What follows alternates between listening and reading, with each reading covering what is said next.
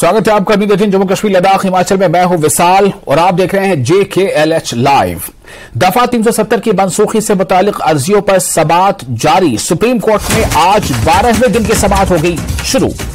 5 जजों की आईनी बेंच इस मामले की समाअत कर रही है। सॉलिसिटर जनरल तुषार मेहता मरकज की जानिब से कर रहे हैं बहस और ये 5 जजों की जो आईनी बेंच है इसकी क़यादत कर रहे हैं chief justice of India DY Chandrachud. तो दफा 370 की मनसूखी को चैलेंज करते हुए जो अर्जियां दी गई थी उस मामले पर समाअत जारी है। दफा 370 की मनसूखी से मुतालिक अर्जियों पर समाअत जारी है। सुप्रीम कोर्ट में आज 12वें दिन की समाअत हो गई शुरू। And indefeasibility of the aforesaid guarantee and assurances, but also went a long way in determining that the said guarantees and assurances have come to stay as an integral and untouchable part of the basic structure of the Constitution. Finally, it was said that there can be no basic structure of a Constitution divorced from the historical evolution of precepts and principles on which the Constitution is founded. Any effort to determine the basic structure of the Constitution without keeping a finger on historical pulse of the Constitution may well lead to substantial injustice. According to him, if the historical approach to the test of basic structure is kept in view, the guarantees and assurances of the privy purses, privileges, etc., granted by the Constitution makers by incorporating Article 291, 362 and 36622 in the Constitution framed by them would, without any doubt or dispute, emerge in their own right as basic features of the Constitution which cannot be abrogated or annihilated by any constitutional amendment, etc. Now, your Lordships and my Lord, kindly see para 28 at page 551.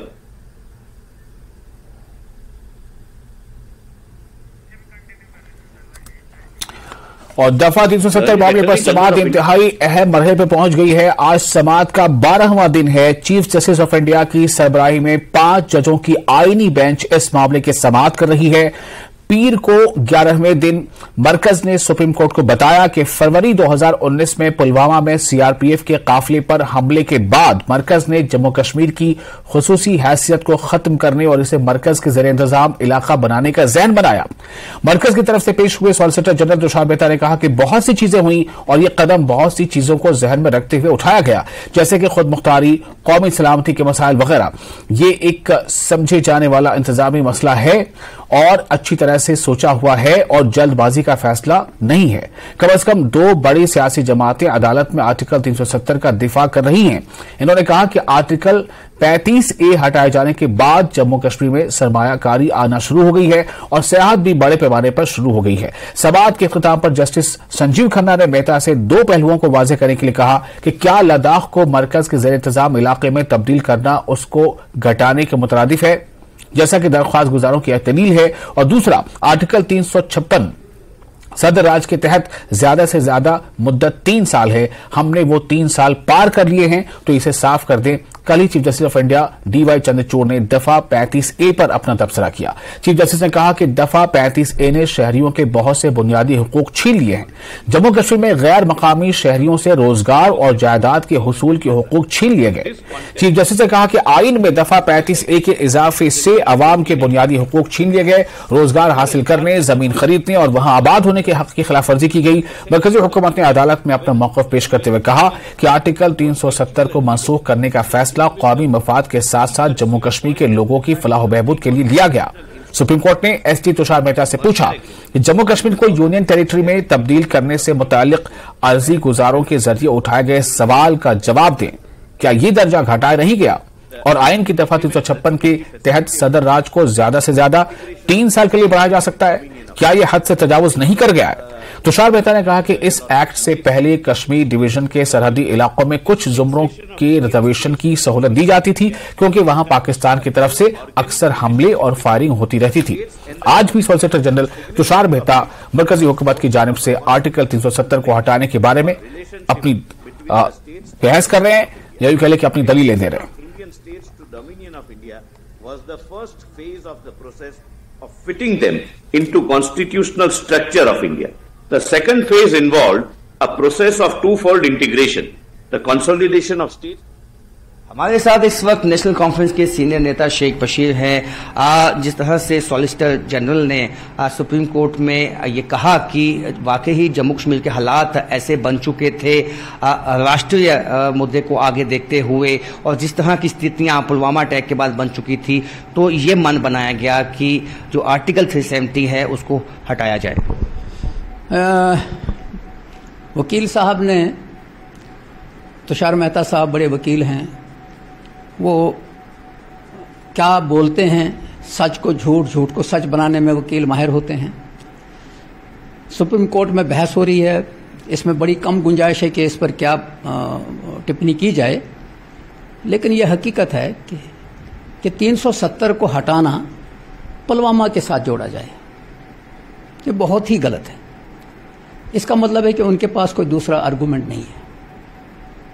ये RSS और BJP का agenda था कि हमने 370 को हटाना है, और लोगों को ये इंप्रेशन देना है कि 370 की वजह से हम यहां कुछ नहीं कर पाते। ये जो रियासत थी, ये 1947 में इंडिया के साथ जुड़ गई थी, तब से हिंदुस्तान की ही रियासत थी, ये किसी दूसरे मुल्क के साथ नहीं थी।